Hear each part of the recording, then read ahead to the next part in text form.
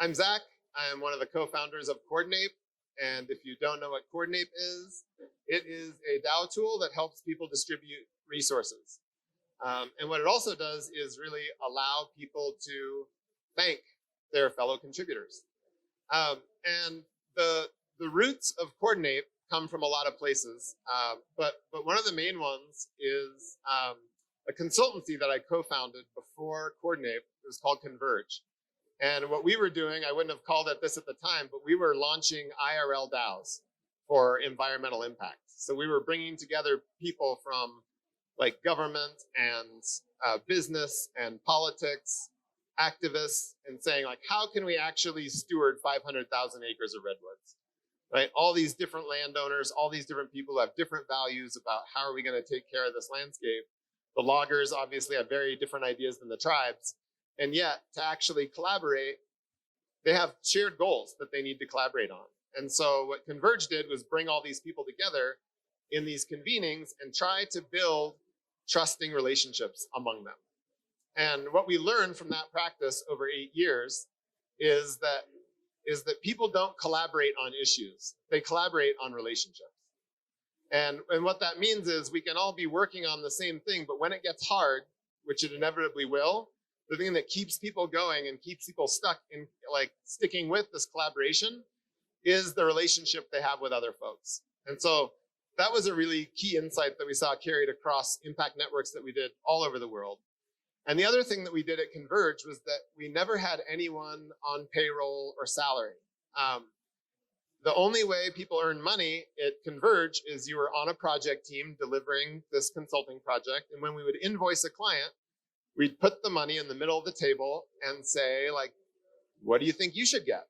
And so everyone that was involved in the project, we would have to have a conversation until we landed on the place where everyone says, like, okay, I feel good about this, the way we've distributed it.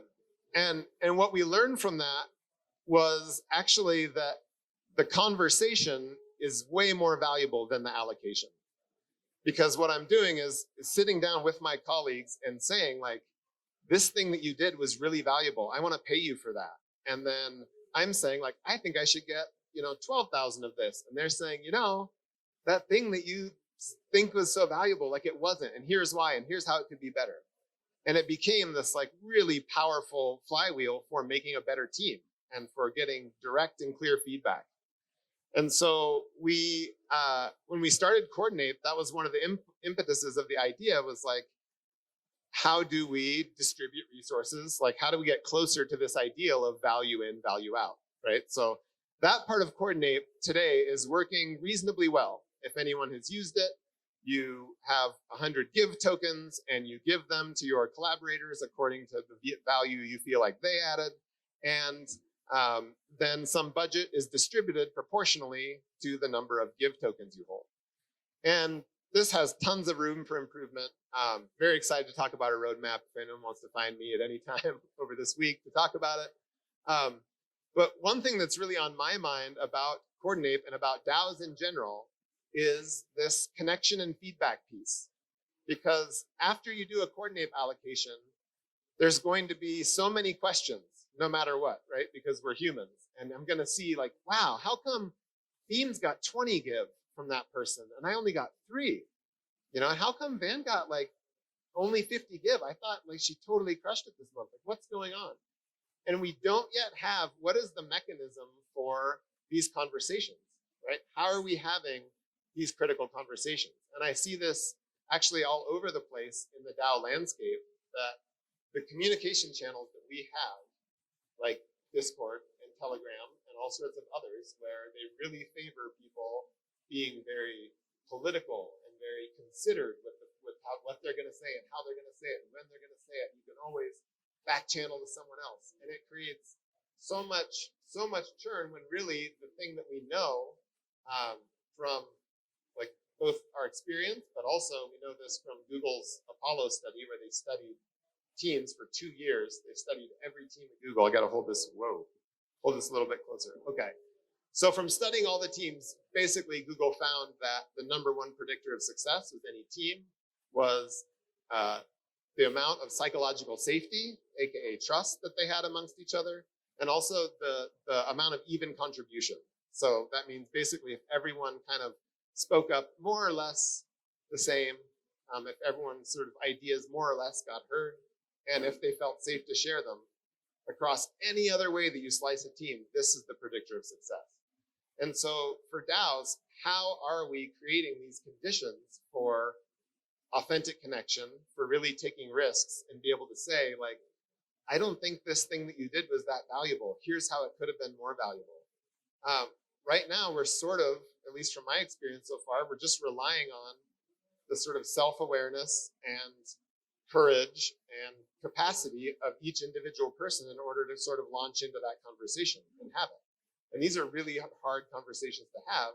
And yet we know that the ability to have these critical conversations is the most important predictor of team success. And so I guess rather than like a conclusion answer, I definitely don't have one. But I think one, just gatherings like this actually become in this movement, in this ecosystem, hypercritical, right? Finding these places to make connections with people and to really get connected on this human level. I think something interesting in the DAO space as a newcomer, I only started really being involved in any of this Web3 world when we started Coordinate. As someone who's never written a line of code before, I feel like there's sort of baked into the DNA of this space in a lot of ways, like, you know, code is law and we can solve these pesky human problems and the irrationality of people with code and smart contracts and the right structures and the right systems and governance. And that's true, right? The Metropolis folks talk about trustware and socialware. And I think that's a really important frame. But I also think it's going to be really critical for us to find those ways that how are we going to develop authentic connection if we know that is the primary predictor of team success. And so kind of an open question that I'm going to be exploring and hoping to connect with people all week about is what are ways that people are doing asynchronous sense making, right? Aside from, you know, being able to sit down as a group and talk about, you know, the coordinate distribution, for example. So we can all look at this shared display and say, how come this person got this much? Oh, okay, this makes sense to me. How come this person? Oh, that's what's valuable. Oh, I can do more. Okay, and we can do that feedback. But as we know, like syncing the schedules of X number of people and doing that real time is super difficult. And so what are the ways that we can sort of get 80% of that value of sense making these results of what happened? What do we think is valuable? Who should get more and why? What do we care about? These really important conversations that ultimately will be the predictor of the success of the DAO. How are we doing that in asynchronous ways? Are there other tools working on this? So if you have thoughts, questions about, or ideas about sense making in a decentralized space, that I'm also really interested in. And the last thing I'll say that I think maybe doesn't get considered enough is sort of when we really look like at why are we doing DAOs and what is the potential of DAOs. I think you know, we talk a lot about like there is no HR in DAOs, right? And HR is this incredibly dirty word for a lot of reasons. But there's still the jobs to be done that HR does, right? Who gets paid how much, right? Even if we don't want this to be some black box system that's top down, we still need to decide that. And that's something Coordinate is working on. But also, what about professional development? What about feedback and conflict management, conflict resolution, right?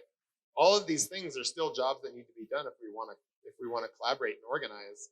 And yet right now they generally tend to just fall on the capability and emotional intelligence of the leadership or the team and ways of doing things. And so we're going to have to get, I think, a lot better at figuring out how do we upskill people in sort of serving as their own HR, basically. And so I think a really critical skill that we're not necessarily looking at. Some of the folks, I know there's workshops going on. I think Gravity DAO, Lloyd, there's a lot of people that are doing awesome work on this. But how are we upskilling ourselves and building our own capacity for conflict resolution, for giving critical feedback, and for receiving it. You know, this used to be something that says, I have a problem with this person, I'm going to report them, and there's some process that then will happen and go through and deal with it. The way we handle it at Coordinate is we have a conflict resolution process. And if you have a problem with what someone does, the first thing you do is you go talk to them about it. If that doesn't work out, you can bring a third person in to come act as sort of a mediator, right? And it goes from there. But the question is, like, do people have the capabilities, tools, and ability to actually hold space for what can be really hot conversations, right? A Coordinate distribution is very simple, but it's tied to deep stuff around like money and am I valuable and am I seen and cared about. And so this brings up a lot for people. And so I'm really interested in how DAOs can not only be, you know, these decentralized organizations that bring all sorts of contributors together with fluid hierarchies, but how can they actually be vehicles for personal development? You know, how can we get better at the way we interact with ourselves and with each other and with other people in our lives? And there's really interesting body of work for those that are interested around deliberately developmental organizations, DDOs, or the Teal movement. You also may have heard of Frederick Laloux and Reinventing Organizations. And there are companies out there who really function as personal development engines, one of them being Bridgewater, one of the biggest hedge funds in the world. But their focus is really, how do we make our people better? How can we build them the capacities and skills to have these hard conversations? Because they know that's what ultimately develops into the most high-performing teams. And so I think that's something that I'm really interested and excited to talk to folks about this all week, is how can we up-level our skills in holding space for hard and critical conversations? How can we do that asynchronously? How can we do this online when we are biologically built to do this face-to-face? And so, yeah, those are the things on my mind. If I can leave like one takeaway from this whole thing, remember, no matter what, collaboration is based on relationships, not on issues. People collaborate on relationships. And so really take advantage of this week and lean into taking a risk. Introduce yourself to the person next to you. Ask that question that feels like a little bit scary or uncomfortable to ask, because that's where the breakthroughs are. The same thing in your DAOs. Find that issue that no one wants to talk about and start talking about it is probably like one of the fastest ways to increase the performance of your team. So yeah, that's what I wanted to share. Are there any questions, reflections? I always have a question. So I know that at Coordinate, and it took a while for me to actually understand the feature, is that you can actually write notes when you give people give. So I was just kind of curious if you have any plans at aggregating those types of notes to see like the common like things that people praise each other on, whether it's like productivity or like vibes or just being a good human. Yeah, great. So yeah, in Coordinate Edition, when I allocate give to someone, I can also leave them a note. And when we do user research, which we're doing a lot of, people generally like, I don't remember exactly how many give I got. I don't remember exactly how many people. Yeah, I got notes from 5 people. It was these 5 people, and here's what the note said. Right? They always remember this. And so we really encourage leaving notes. And right now they're private, right? Because we really wanted people to be as safe and as free as possible to say whatever they wanted. And we've really sort of designed Coordinate around all positive giving, thank you, gratitude, right, for contributions. But we are right now building a series of tools that people can use to basically make that feedback more rich. And people will also be able to, if we both select public, then those notes can now be public for people to read. And yeah, we're creating, like, for example, when I was talking about like how do you build capacities to do this kind of stuff. So we've built a nonviolent communication kind of Mad Lib. So to practice, for those that aren't familiar, NVC, nonviolent communication, is like a sort of technology for giving and receiving feedback. It's got a real like, when I see you do this, it makes me feel like this, and I want you to do it. And so we've actually created this script that people can fill reel in as one experiment among many of like, how can you support someone who doesn't know how to give feedback to actually like to try it out, right, and see how it lands with their teammates. But yeah, the short answer is we're going to be doing a lot to try and build out these feedback and connection pieces, because my feeling is that Coordinape is as much a culture tool, even more than a compensation tool, but it's the compensation that actually gives some stakes or like some teeth to the notes. If you just have a notes app, you can do that on Discord. Oh, you're awesome too, whatever. But when it's like, no, it's time. There's a finite amount of resources, and it's time to allocate them to who's done value. Then all of a sudden, the feedback has real stakes and merit behind it. And that way, also the feedback can land a lot more as far as what people are sharing in the notes. Yeah. What's up, Dermot?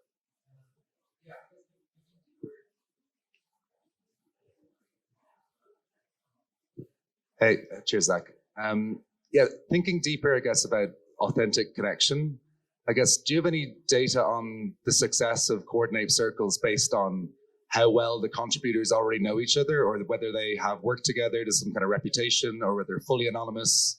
I guess, kind of linking any of the things that cause circles to maybe churn or fall away. Do you have any kind of data or thoughts around that? I have thoughts. We have anecdotes. I'm hesitant to go so far as to call them data, just because the sample size and the rigor of the collection doesn't quite turn them into data. But we are seeing some sort of best practices emerge. I think that, not surprisingly, 2 pizza teams are sort of, those circles that hover somewhere like less than 15 people and probably, 5 to 15, because when you have enough context in the circle to talk, at least have some idea of what people are doing, right? And then in the early days where people, were doing these circles with 200 people, it actually worked out really well, because it was easy not to give to people, because like, I only know these 6 people, like I'm just going to give to them, like I don't have to pay attention to everyone else. It gets a little murky in those circles that were like 30 to 40 people, where it's like, oh, I kind of know you, like I kind of know you're working like doing marketing stuff, but I have no idea what it is. And it kind of feels weird to give, but it feels weird not to. So like that's where I think that created some churn of people just being like, this doesn't feel quite right.